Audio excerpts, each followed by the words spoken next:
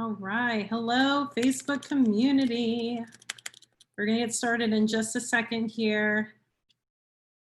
This is gonna be our C3 for supporting the military community's health and wellness with Mike Erwin, Executive Director of Team Red, White, and Blue. So please tune in if you're on Facebook right now. This is gonna be a really great C3 and we're gonna get started in just a minute.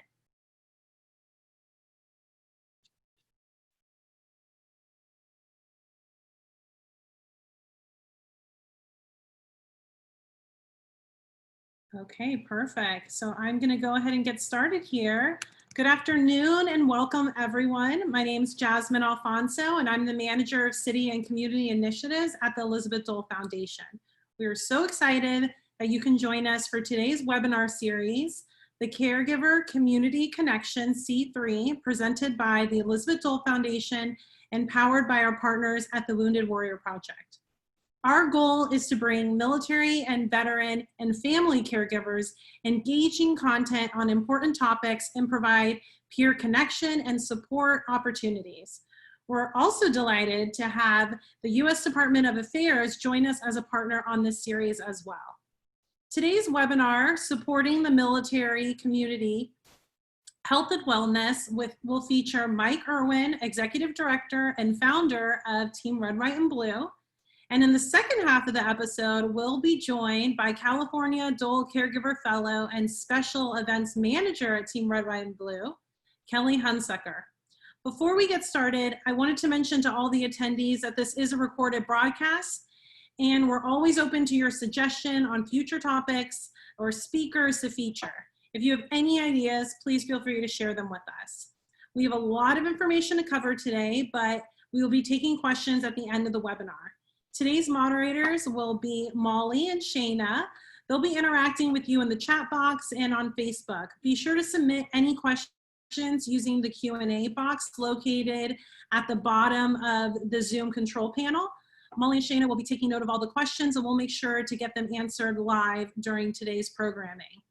As a special bonus, we'll be selecting 4 winners during the episode. 2 of those winners will be from the Facebook community and 2 will be from this Zoom webinar. Today's winners will receive a $25 Amazon gift card and a Wounded Warrior Project journal. And a special bonus, Team Red, White, and Blue's 10th anniversary patches. For those of you that are joining us on Facebook Live through our Hidden Heroes Caregiver community page, welcome. Please submit any questions that you have by commenting on today's video. A recording from today's video will be available and shared following today's session. Before I let Mike take it away, I'm going to share a quick video here that gives you a little more information about Team Red, White, and Blue.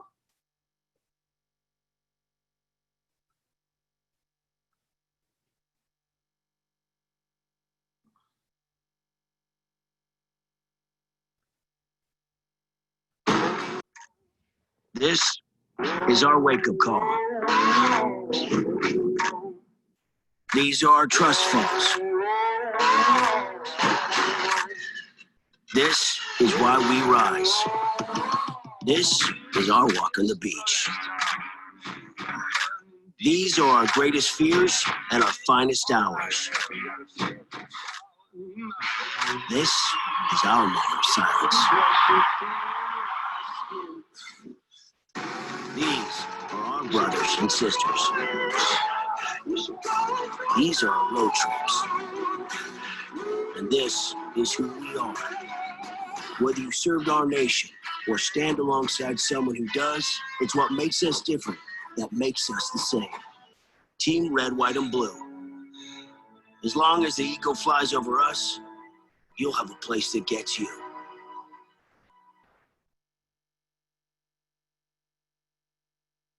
Okay, wow.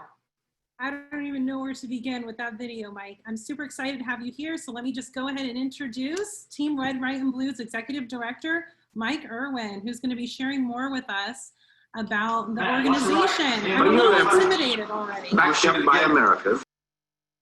Oh, all right.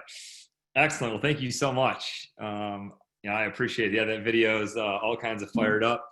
and makes me want to go put in a second workout for the day. So first of all, God, I haven't even had my first.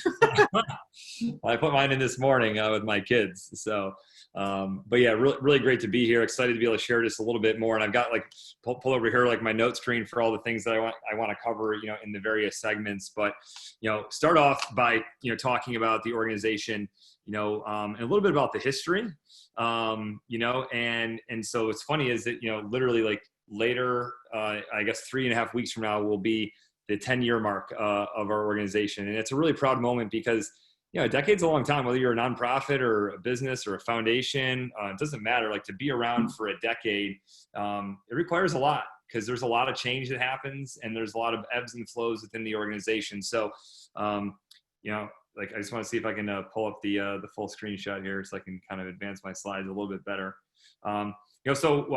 This phrase here, we get vets, right? Like a big part of, what we think about in the organization is the importance of, making every veteran, there's 17 plus million, I believe, alive still today in our country, feel like at home at Team RWB Blue. When they put that shirt on, you can see, of course, I'm wearing it here. The same one is there.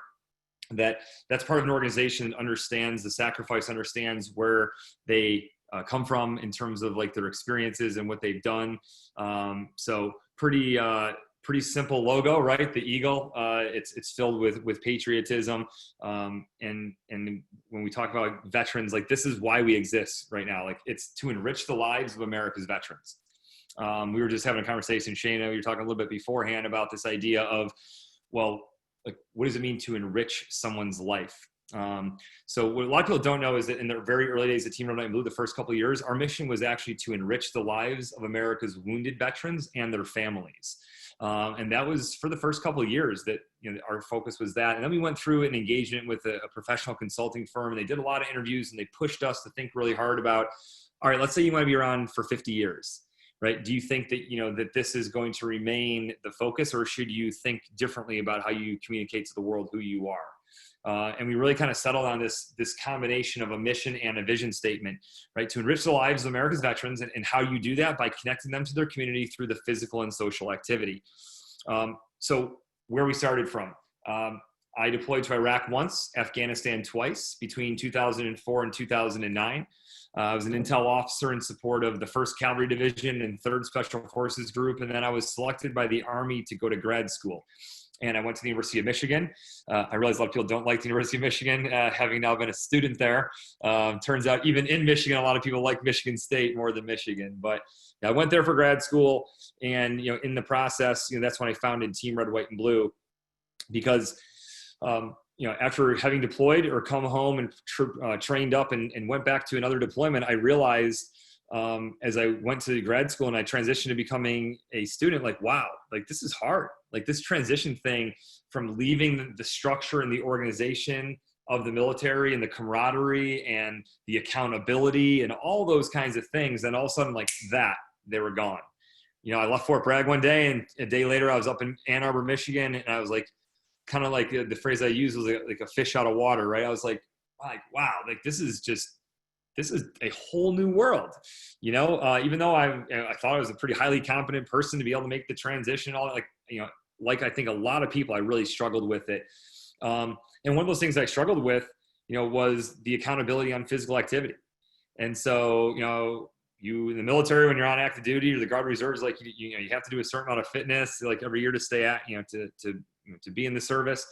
And when that went away, I found it a little bit daunting, right? And so a big part of Team Red, White, and Blue in those early days was, hey, like let's move, let's use running and CrossFit and hiking and rock climbing. Let's use all those physical events as ways to bring veterans together with members of their community, to meet new people and to kind of navigate through those changes. So really that is, the origin story of Team RWB a decade ago. And, I'll just say, one more thing and then see what questions you might have or ways that you might want to sort of push or prime, my thinking or my answering any questions is, one topic was like, why health and wellness? Why like the increased focus over time? Why is that PSA video that you see there, like of veterans jumping out of airplanes and doing log PT and doing water PT and running and all that? what we know is that to enrich someone's life, the research kind of goes into this health and people and purpose is what we've learned over the years about the organization. And so the people part, the relationships, that's huge. The positive psychology researcher in me knows that the number one driver of life satisfaction is the quality of our relationships with other people. That ever amorphous thing of purpose, like, do you belong to an organization that gets you, that represents you, that motivates you, that gives you a sense of ongoing identity? And we fill both of those, but increasingly what we've seen is that we really fill the void and the opportunity and the need from the veteran community to talk about and to address mental and physical health and wellness. And the phrase I use a lot, and I use this, when I talk to teachers, because I've also founded another nonprofit called the Positivity Project, and I'm the chairman of the board over there. And I say the same thing to teachers and to principals as I do to veterans, as I do to pretty much increasingly everybody today. And that is that you can't pour from an empty cup. And veterans have this proclivity to serve and to raise their hand and keep doing more. And that's awesome, right? But eventually, like, you've got to take care of yourself. And if you don't take care of yourself, then eventually you're going to burn out. Eventually you're going to run into, a series of challenges that are going to really upend your life, right? And so an increasing direction that Team RWB is starting to move in is this message to veterans that, hey, you're hardwired and you're trained through your military service to be a selfless servant, and to do whatever the country asks of you and to put your life on the line and maybe give it if need be. But don't forget in the process of all that, as you take the uniform off, to still take care of yourself. And so what we know is from the research into consistent physical activity, right? If we can get veterans to be consistently physically active, that means 30 minutes a day, moderate, not vigorous, not like, CrossFit or, right? Like, I'm talking moderate, consistent physical activity. We know that it impacts mood in a positive way. It impacts our ability to focus, and it impacts our mental health in such a way that is just as effective at countering the anxiety and depression, which often can lead to the loneliness and a whole host of other factors. It's as effective as the medication is, right? And so, we believe in our organization, if we think about how do we enrich veterans' lives, how do we deliver on that mission statement, that yes, we want to connect them to other people in their community. We want to help them to build strong relationships. We want to give them that sense of purpose, but we also really want them to know how important their health is, and that the physical and the mental health linkage is really strong. And that if they can get that right, that mental and physical health standpoint, it's going to improve their lives in their personal life, but also in their professional life. Mike, that is everything you're saying resonates with our caregiver community, because when you talk about veteran burnout, the same is for caregivers, right? So if they're not taking care of themselves, how can we expect them to take care of somebody else? So their health and wellness is also so important. And I think it's really great that you connected the fact that your own mental health is also connected to your physical health, and how those two are linked together. So many times we see it as separate and thinking that doing physical activity, oh, it's just to lose weight, or it's just, for something like that I have to do just to maintain, or something like that. But it's actually really connected to just your overall well-being and your outlook, and taking down your stress and anxiety. Yeah. And I think that we saw this a lot during COVID, right? And I'm sure your community, you can speak to a lot about this, but I know from our caregiver community, I mean, the impact of COVID in general on everybody was huge, right? And it left everybody a little incomplete, but we did see a huge jump. And I was just talking on a different call about this today, of people were out buying bikes and all these different, weights and things that they could do at home. And physical activities kind of went on the rise during COVID for a lot of people, because they were like, well, if I'm stuck at home, I guess I'm going to do some more physical activities to kind of up my spirit of having to be stuck at home. So is there anything surrounding that within COVID that you saw within your community that really kind of step this up for Team Red, White, and Blue? Because a lot of what you're talking about, of everything we're dealing with, physical activity really helps to, I know for myself, it helped transition my mindset without having to work out during this, or joining online virtual workout classes, it just really helped even me out to make me feel, or else I'd feel like I would be really depressed with everything that's going on and I feel like you're holding the world on your back. Yeah, so a couple of things. One is, going back to the analogy, if you can't pour from an empty cup, it's kind of like the analogy as well. Like, if the cabin loses pressure, put your own mask on before helping others, right? It's that same sort of like analogy and mindset. When you look at the CDC data from July, we know that for adults, clinical levels of anxiety and depression have tripled between January and July, right? So think, basically pre-COVID to COVID. So we're looking at triple, right? 3X. About 1 in 3 American adults have acknowledged having anxiety and depression levels that are at clinical levels, right? So that's very concerning. Like the hard part, I think, for a lot of people come COVID time around all this stuff has been trying to figure out new habits and new routines, and I think a lot of people hoped it was gonna be over kind of quick, like, hey, like, let's get back to normal by May, right? And now here we are, September, and there's there's no end in sight, but to me, the end is, basically June of next year because of, the impact on schooling and all that. And we haven't even got to COVID during like the flu season, right? Basically December, January, February into March. So I think that in many ways, like from an anxiety and fear level, the worst is yet to come. So it really does boil down to it's not even about, do you have the discipline to exercise and work out? Because as you said, there are these virtual communities, and this is part of what we do at Team Red, White, Blue, and I'm kind of jumping forward to the next section, but talking about the app and talking about our virtual challenges, like it's huge, but here's the reality about working out. We all know this. Even if you're a fitness guru, like we all hate to work out. Like, I don't know, anyone's like, oh, I can't wait to go just, go on the Jacob's ladder or get on that Peloton or, and I call the BS flag on people who are like, oh, I can't wait. I mean, maybe there's 1% of people. I'm not one of them. And I've run 50 milers and I've done marathons and back-to-back marathons. Like, I don't wake up all pumped up to go do it. I run for the feeling afterwards and the benefits that I get from that. And despite that, I still, and I know this, like as a professional, I still grapple with, am I going to go work out today? Right? Because I wake up in the morning, like you're tired, you're like, and then the day gets going. And if you don't do it early enough in the morning, then the day gets going. And right, and then something comes along and then you get blindsided by a call and this happens. And before you know it, now it's dinner time. And then, so like it really, to me, it goes back to the military, and you've got to do it in the morning. You've got to do it in the morning because otherwise, like all these things pop up in your day. And so what we're trying to install at our house is basically like in the morning time frame to do it. And ultimately, like that's a big part of Team RWB's goal is to try to help, especially in these COVID times, knowing that anxiety and depression levels are raised. Like it's all the more important than ever to work out. And like, how can we do that? I think one of the most practical, feasible things to do is to work out early in the morning. Because if you don't, boom, get it done early in the morning, then it hangs over your head during the day. And the analogy I use is it's kind of like drawn out interest. You draw out positive interest from that workout all day long. You're like, yeah, that's right. I worked out. I went for my run. I went for my walk. I did whatever I needed to do in the morning. The rest of the entire day, you're feeling good about that physical activity versus the dread of, I got to do it. I got to work out later today. I got to work out later today. It just hangs over your head. And then if you don't do it, then you feel guilty, right? So it's like this compounding effect of not doing it.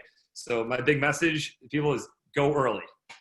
Yeah, I love that. But you're so right. It's like, I know for myself, it's like when I do work out in the morning, it's like the best, right? I'm like, this is the best. Why don't I do this every day? And then I'm on days like today where I woke up and I was like, I'm going to do it after this. So now I really feel the pressure to make sure I do it after this.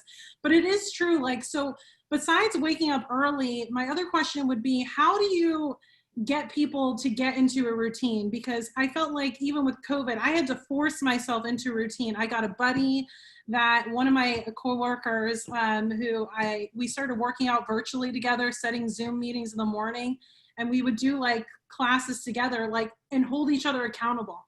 Mm-hmm. So that really helped on our side of things. But I feel like without having somebody to hold accountable, what are other ways you can help to like set that routine, especially if you're somebody who's just getting into fitness? Not everybody, served, within our community, and like working out may not be they want to do it, but it's also hard to get into that rhythm. So like, what do you recommend besides just waking up early? Yeah, so I think that, again, this is part of the existence of Team Red, White, and Blue and the community that we continue to build, right? With that focus on health and wellness, is that like that accountability can come from the form of other people, as in like, hey, I'm going to meet you at your house and we're going to go for a walk, right? Or we're going to go, let's meet at a park and go for this run, or sit there. And in our case, we'll talk about it a little bit later, but our big CrossFit event around a Veterans Day called WOD for Warriors, like you have to train up to be able to do it, right? And so you got to have, I believe, goals, right? That makes it a lot easier. So I was struggling to get myself to work out consistently in COVID.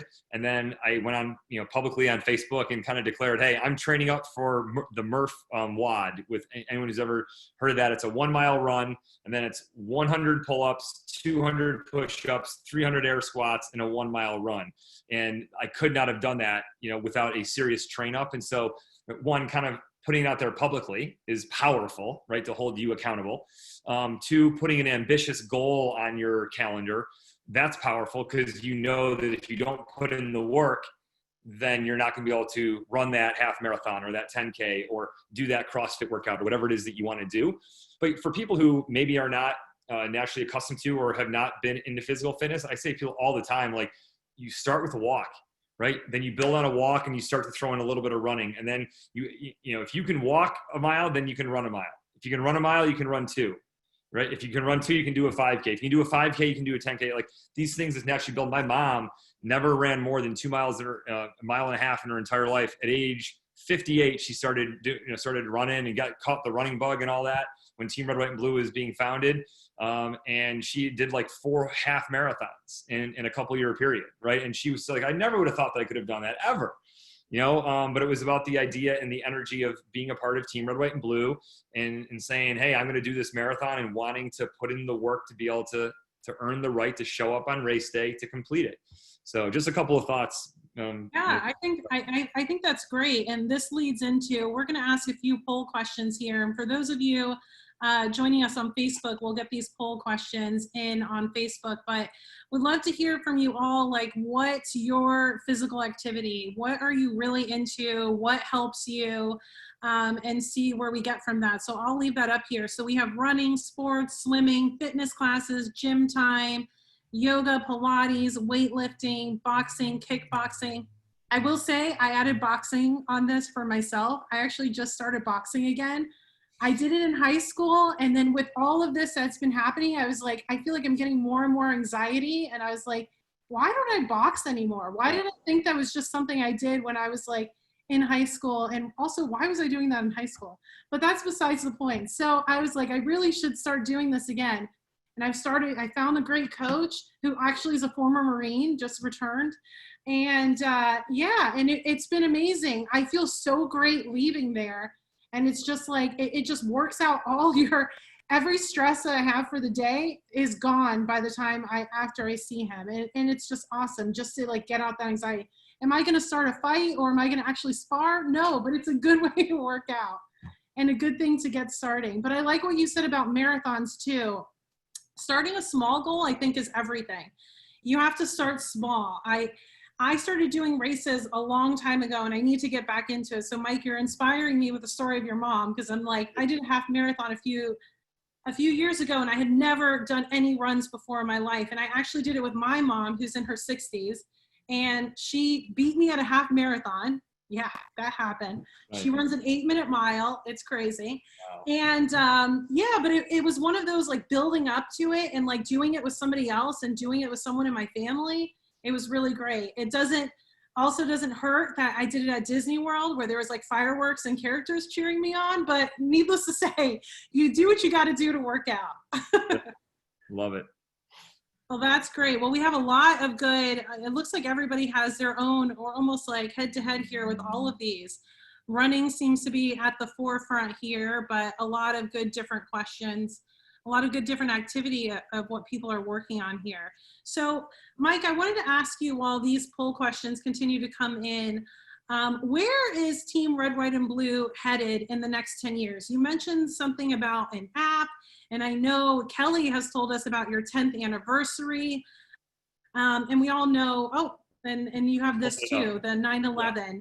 tribute. So we'd just love to hear a little bit more of where you guys are headed and what's happening given that COVID is still in existence. What else is Team Red, White, and Blue doing to keep your community really engaged? Yeah, absolutely. So a couple things. I'll maybe touch on a couple of high points. So first and foremost, this rolled out just a week ago. So it's pretty new. This is the Team RWB app 2.0. So we launched the first version last October, so almost a year ago. So for the past 11 months, spending a lot of time, and I mean a lot, and effort to build out and to develop the app 2.0. It is a lot more similar to a social media feed, than anything we ever had before. You could go on there and you could find out events in your area based upon your geographical location. You could find some virtual challenges, but that was really about the limitation of it. It's now much more community oriented. Right. And so as we continue to build out this health and wellness community for the veteran population in our country, you now can create your profile. So you can kind of say, hey, this is where I served, or I'm a civilian, and you can tell how long you've been a part of Team Red, White, and Blue. So I've been a part of RDB since 2013. You list your interests: CrossFit, hiking, endurance running, whatever you might be interested in. But you can build out your profile. Now look, it's not like Instagram or Twitter caliber, right? They've been around for a long time and have spent, tens, if not hundreds of millions of dollars in coding to make it the user experience that it is, but it's pretty good.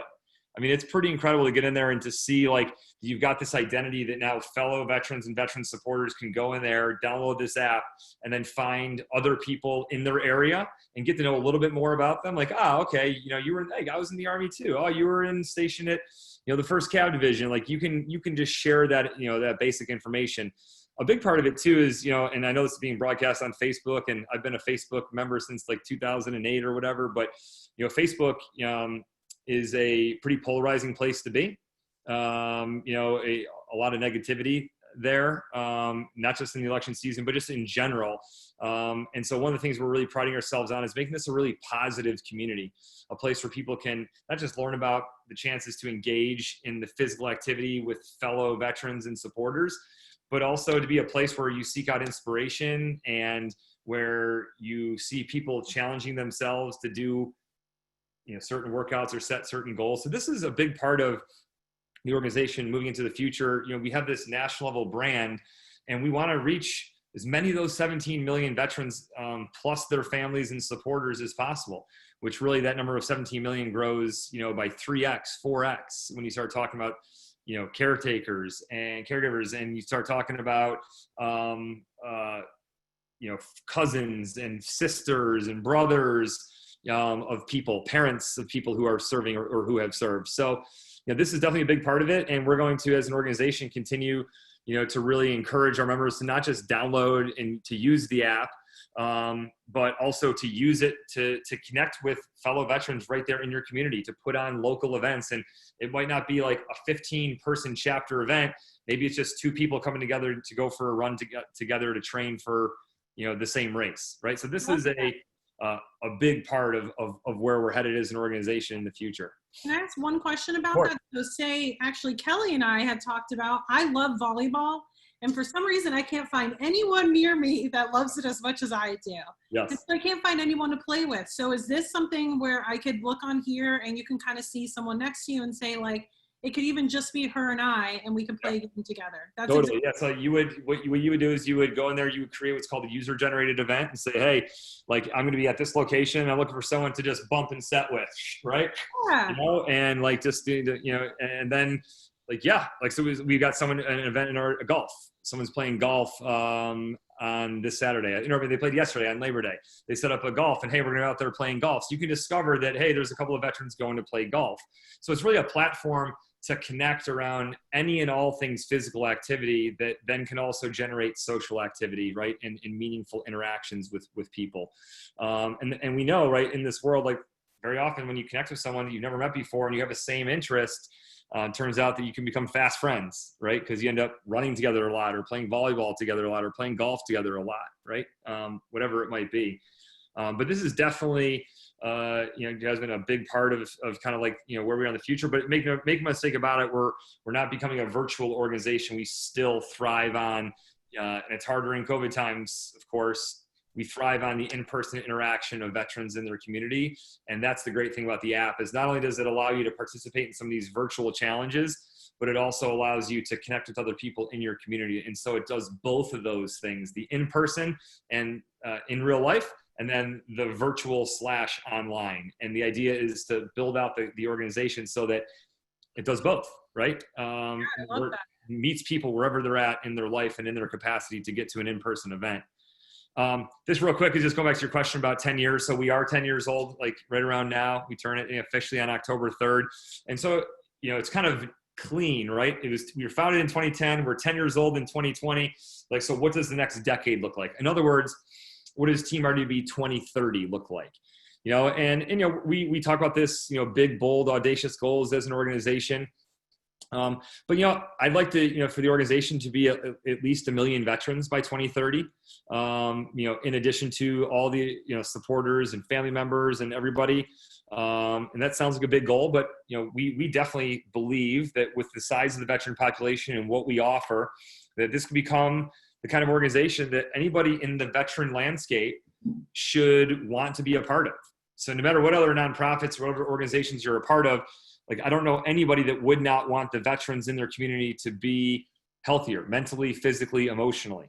And that's what we're trying to drive towards, is we want to be that supporting mechanism to, companies, right? So hopefully companies want veterans that work for them to be healthy. So they're going to do better work. They're going to be more engaged. They're going to be less likely to leave their company, right? All those kinds of things. So we believe that companies should be encouraging veterans to join Team Red, White, and Blue.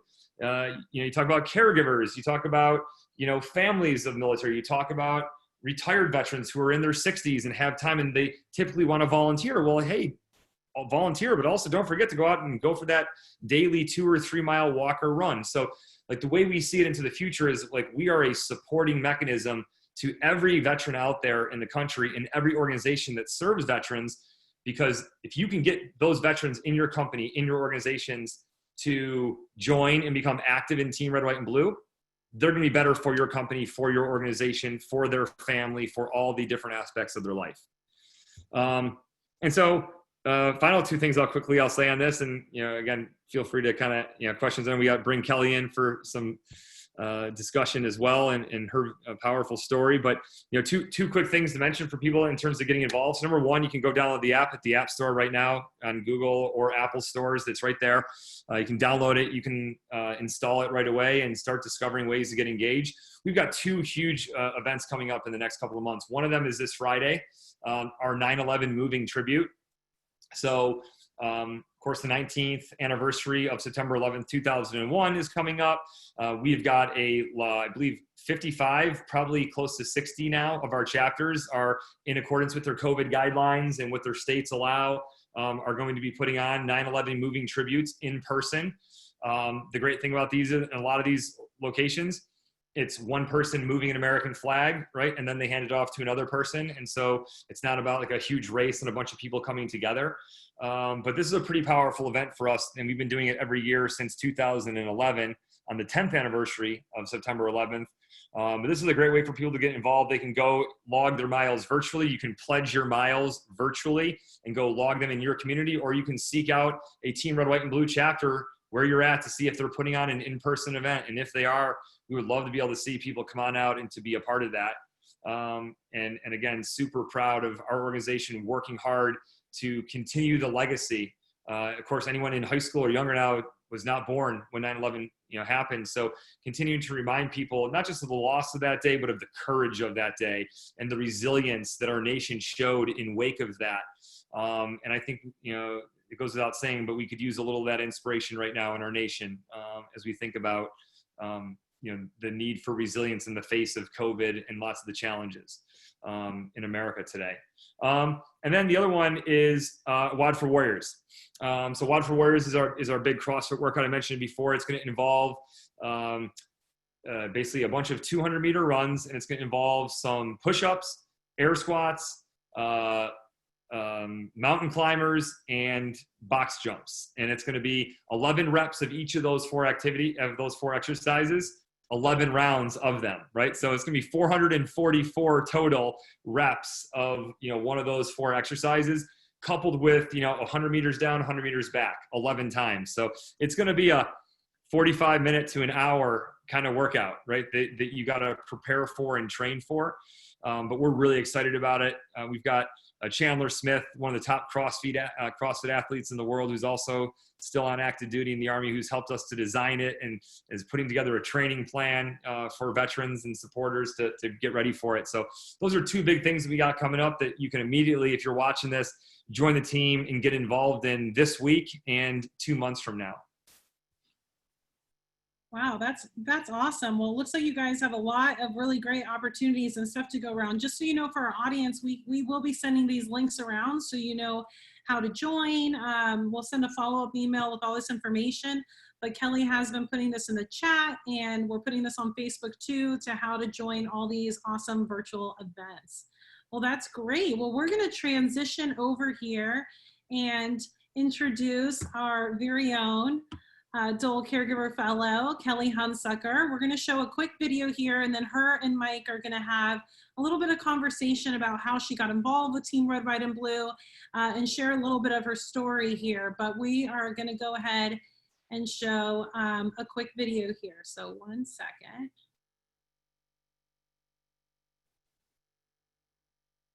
Amazing firm here in Stockton.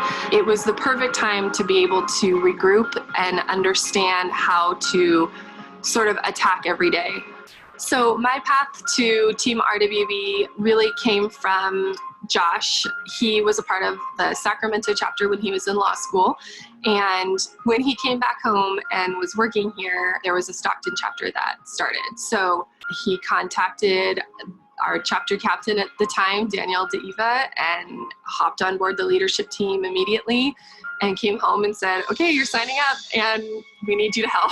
And so I said yes, and that's probably one of the better decisions that I've really made in a very long time, because it opened so many doors and I've had so many amazing experiences and made so many amazing friends.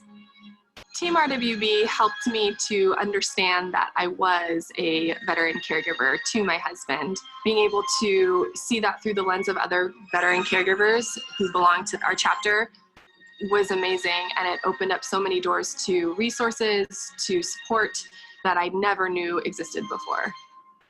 When we get together with other Eagles with Team RWB, it's almost like you've known them forever. It feels like your family instantly. The support system is there, but more than that, we can get together and have fun. And it's like having fun with your best friend, even if you've met somebody that day. What I really love about Team Red, White, and Blue is that part of their mission is to connect veterans back to their local community. And that's important to me because I want the community to see veterans as an asset and to be able to understand that they bring their unique experiences and skills and will be able to better our community at large in so many ways.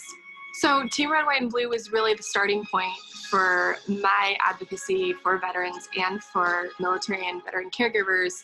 It is what was the launching pad for me to realize that this was so important to me and to be able to get out there, get into the community, get my reach as far and wide as I can and say, hey, these veterans are here.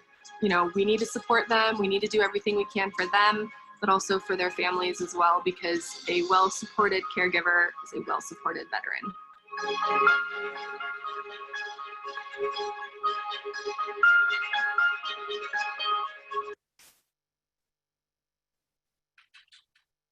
All right. Well, that was an inspiring video by Kelly Hunsucker here. She's going to be joining the conversation now. Kelly, welcome. Thanks so much for being here again. You and Mike are veterans on C3. Kelly's participated in our Stockton C3 episode. Mike participated in our fitness episode. So thank you guys both for being here. So Kelly, can you talk a little bit with us? First off, you talked about in the video how you found Team Red, White, and Blue. So what have you done with your whole family? I'm interested, you have such a beautiful family. And I'm just interested to know how you do that. And I feel like having an activity like this could also really be helpful in your marriage or your relationship, to have something to do.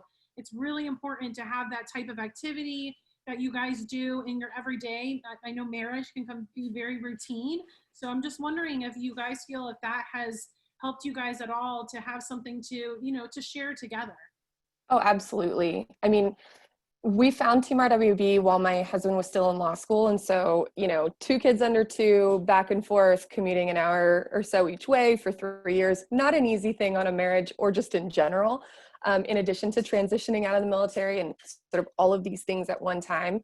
But once we found that family and were able to sort of understand the connections we were making, we were able to then transition that into bringing our entire family along. Some of these things like the moving tribute, the 9/11 moving tribute run, I'm so looking forward to all the families that are going to be able to get out and to be able to talk, like Mike said, to some of these kids who clearly were not born when any of this happened. It's an amazing way to start that conversation with your kids, but also to show them how important it is to remember, how important it is to get out there, to be supportive of each other.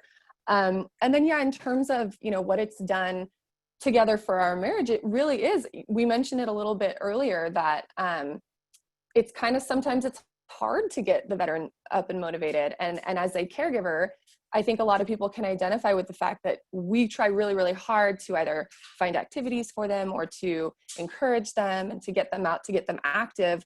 And this was the perfect combination of all of that. And not only did it provide that space for it, but it also did cultivate an environment where you could make these amazing friendships. And I'm absolutely not, kidding when I say they are immediate, fast friends, and the connections that we have made with other people who have shared life experience, who understand what we're going through, who may have a suggestion of a resource to share.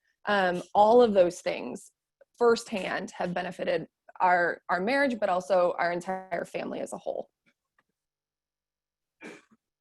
I love that. I think that's really great to have that sort of community. And I think it was great what you mentioned in the video too, that your husband Josh had already been experienced with Team Red, White, and Blue before you guys came to Stockton. So just showing all those different chapters and opportunity that you have through Team Red, White, and Blue is really, really great.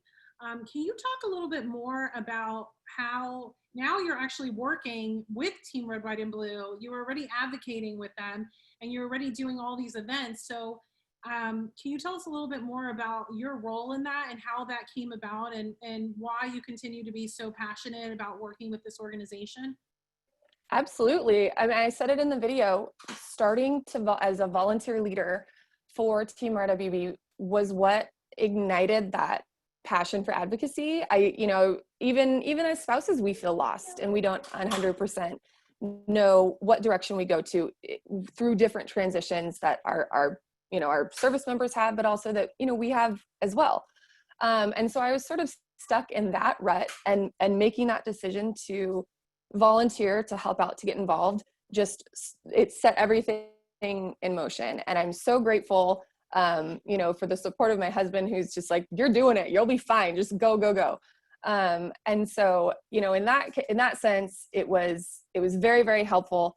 And then after becoming more involved and learning more about this organization and just how important, supporting service members who are transitioning out or who are just in our community is, I actually found the Dole Foundation because another fellow member asked me if I was his caregiver. And at the time, I didn't know what that was. I had never heard of it before.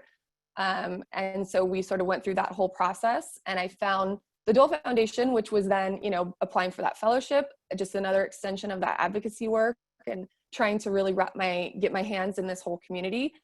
And so about 6 or 7 months ago, when this position opened up from Team RWB, I jumped on it. I was super excited. I love being able to just do anything I can to raise awareness, to get, the caregiver voice in at every chance I can. Both Jasmine and Mike, you both know this. I'm a squeaky wheel when it comes to these things, but I'm cool with it. I will play that role.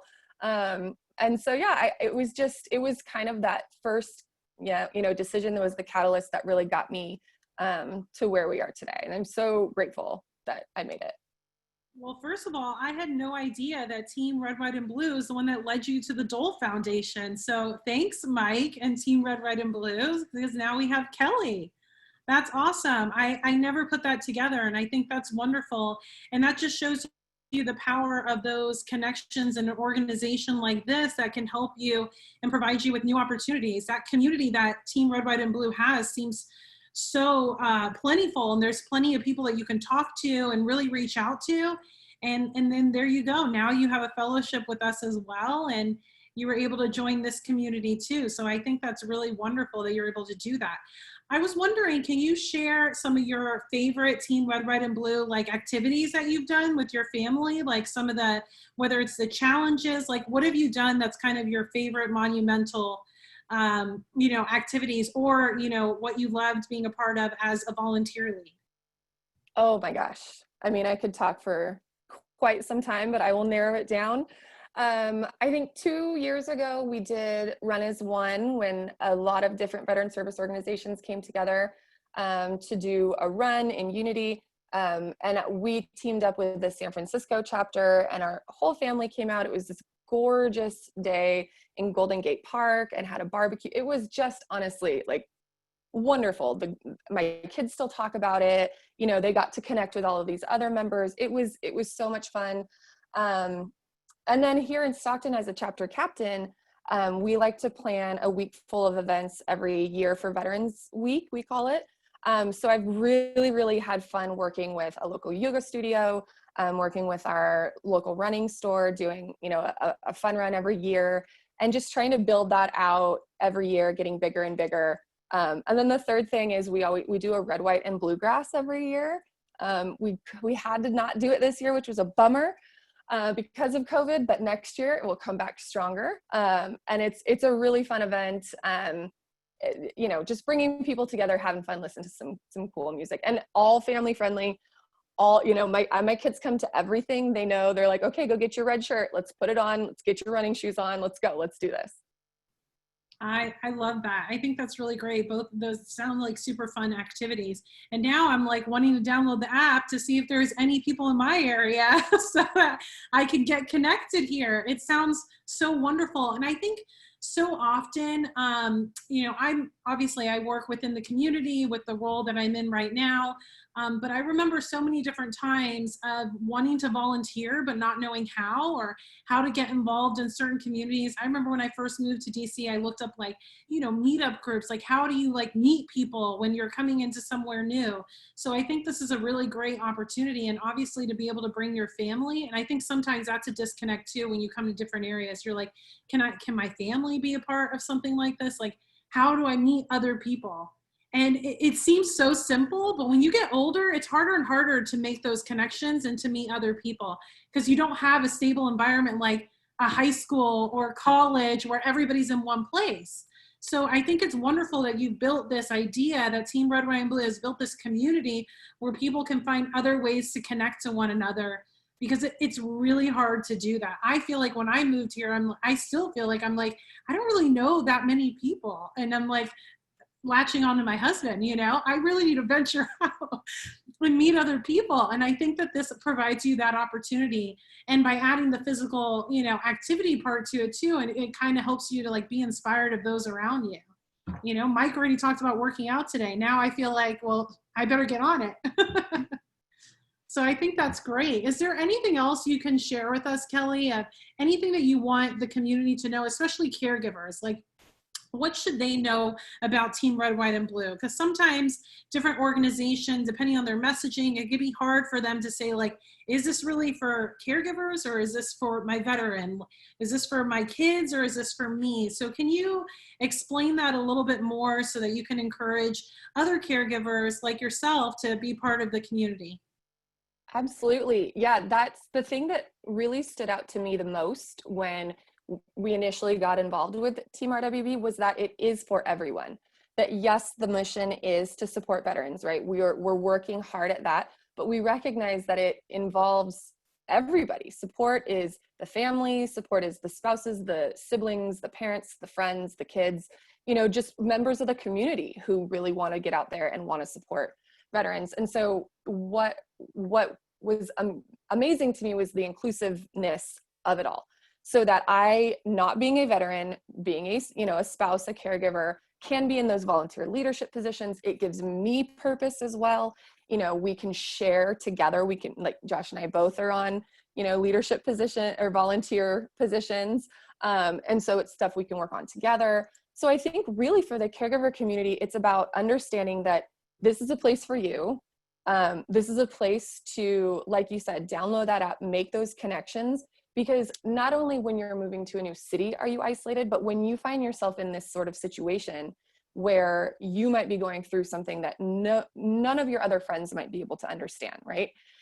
Some of your family might be able to get it. They might have been and walked with you through some of these processes, but old friends from high school, they don't understand what it's like to be a spouse or, a sibling or whomever to an ill or injured veteran, or a veteran in general. And so I think that creating that community is huge. And then for caregivers especially, we need that connection. We need to, we can't, like Mike said, pour from an empty cup. We have to support ourselves. We have to take that time. Self-care is such a buzzword and it kind of drives me bananas. And it's really more of just emptying the cup a little so it doesn't overflow, right? If we go the opposite direction with the cup, and just making sure that you can you take care of yourself so that you can care for other people. And that is something that I have found in droves with Team RWB, which I hope other caregivers could find too, which is that support system, which is creating a local, family that you can be a part of and that you can feel like you're back sort of in the fold again. It's hard when you leave the community of the military, because then you don't have people who understand your experiences. And so I would just say, for that reason alone, part of self-care is making connections. It's not always a pedicure. It's working on those connections. It's making sure that you're feeling supported and feeling heard and feeling understood. And maybe it's just saying, hey, I am having a hard day and I need to just sit outside and just talk about how hard this is right now. And that's great, right? And so, over the internet is great. I'm not, we're all digital right now and we're all distanced, but finding those in-person connections, I think are just hugely important. And so that would be what I would recommend. I love that. Well, I'm going to announce the winners really quickly, Kelly, and then we're going to get to some questions for you and Mike. I know we're coming close to time, so I want to be cognizant of that, but just wanted to announce our 4 winners are going to win again the Amazon gift card, Wounded Warrior Project journal, and also the Team Red, White, and Blue 10th anniversary patch. Okay, so the winners here are going to be Linda Galvin, Kelly Helmer, Melody Schoessler, and Robin Peabody. So my team will be reaching out to you guys in the chat box or on Facebook for those of you that are winners. Molly and Shayna will be reaching out. Just want to say congrats to those winners. We'll be emailing you. The journal will be sent to you in the mail, so we'll need to get your address, and we'll send the Amazon gift card via email. So wanted to get through to some questions. Kelly, a question that came in here, what physical activity is your favorite? Well, we talked a little bit about volleyball earlier, right? But that is not always feasible. You can do it alone. It's just not super simple. I do have I know Mike has a wonderful connection to Carrie Walsh, and I actually had taken a page out of her book. I've stolen a little, and I have a board kind of laid up against my fence so I can at least hit at it and it'll come back at me so I can do it alone. But other than that, I would say yoga, just for those moments where you can sort of de-stress and sneak in a little mindfulness and a little meditation as well. I love that. I think that's great. And Mike, we didn't get to ask you the same question for you. What is and you listed a lot of things you do, so, don't make us feel bad. But what is your favorite activity, like your ride and die activity? Yeah, running. I mean, I definitely have gotten, I got a on and off relationship with CrossFit, and functional fitness and all that. But definitely running. What I love about running more than anything else, it requires lots of mental focus. if you're swimming and like, even if you're biking, like all those things require a lot of focus. And I love just the ability to let your mind wander in running. And that to me is really powerful. So I love running, and not just the physical benefits that come from it, but also the mental space that I get when I go run. Great. Another question that came in here, Kelly, was when we asked Mike earlier, how did you as a caregiver kind of get into this routine of, starting a physical activity? It can be very draining with the family, kids, caregiving. What are some tips that you can share, Kelly, that have helped you like get back into it? Still trying to get back into it. It's first of all, it's being easy on yourself, I think, a little bit. I think all of us have seen ebbs and flows during the last 6 or 7 months where we kind of get in a routine and then distance learning starts, or, there's just different things that make it a little bit challenging, and our routine sort of goes by the wayside. And that's the time where you got to be easy on yourself and say, okay, let's just start again. It's easy. It's simple. And so what we've tried to do is, the kids will be at lunch and my husband and I will go for a walk. Or we'll do something together that is both of us getting away from our computer, getting out, getting some fresh air, or doing a yoga video together, or me trying to convince him to try and play volleyball with me. And then me making sure that I don't tell him the way that he's not doing it correctly. Oh my God. Two-way street. It's a two-way street there. I went through this with my husband. I was trying to show him how to please throw the ball to me, but then he would try to hit it back and it was swerving. And it's okay. I will take it. So yeah. I need to learn to be more understanding of that. Well, that's great. And then Kelly, have you been using the app as well? Is that something that as a volunteer lead, do you have access to the app in order to find others within the community? Oh yeah. I was able to test it when we very first launched it. I don't know, Mike, was that a year and a half or so, or it was a long time ago. And it was so awesome to see this at our fingertips and to be able to pilot it and test it out and see how it was going. And so we've been able to kind of get in there and play and build it up. And I'm super excited because, I think it's going to open up so many possibilities. Well, that's great. It sounds like a really great app, and I look forward to downloading it and becoming part of the Team Red, White, and Blue family, something Kelly's been forcing upon me for quite some time, in a good way. Well, this has been so great. Mike, I wanted to thank you so much for being here today and sharing about Team Red, White, and Blue and all the incredible work that you guys are doing to get veterans, caregivers, supporters, spouses, everybody up and moving and really creating this community and just emphasizing again, it's not just about the physical activity, it's really about the community that you guys have built around this and the chapters that you've built and how you've empowered. You brought Kelly to us and you're going to bring many more to us too, and vice versa with this C3 here today. So thank you so much for being here today. And Kelly, of course, as always, thank you for being part of the foundation and for all the incredible work you're doing within Stockton and with Team Red, White, and Blue. And I mean, the sky's the limit with both of you guys together. Mike, do you have any parting words before I close out here?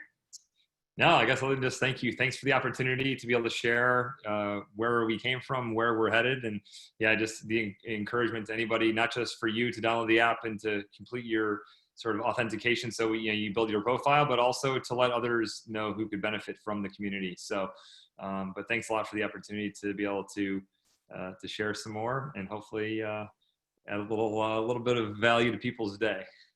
Yes. This is not the end of Elizabeth Dole Foundation, Team Red, White, and Blue. So many more things to come and collaborate on together. So we're excited for that. So it looks like we've covered everything, and I just want to say thank you again. For those of us that joined today, we also want to remind you, we encourage you to join our Hidden Heroes Caregiver Community Facebook group page that's really about connection, validation, understanding, support, and resources.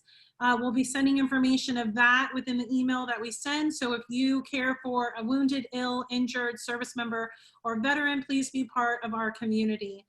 Be on the lookout for a follow-up email that will be including a recording of today's webinar. I'll also include the links that Kelly has shared with Team Red, White, and Blue, with all those amazing opportunities that you all have. Thank you to everyone for joining us today, and a big thanks to our partners at the Wounded Warrior Project and the U.S. Department of Veterans Affairs for supporting this C3 series. We hope you found this session informative, inspirational. Stay in touch with our caregiver community, and just always remember you are not alone. I hope you guys all have a great day today. Thank you all for joining. Bye guys. Thank you guys so much for joining. Have a great day.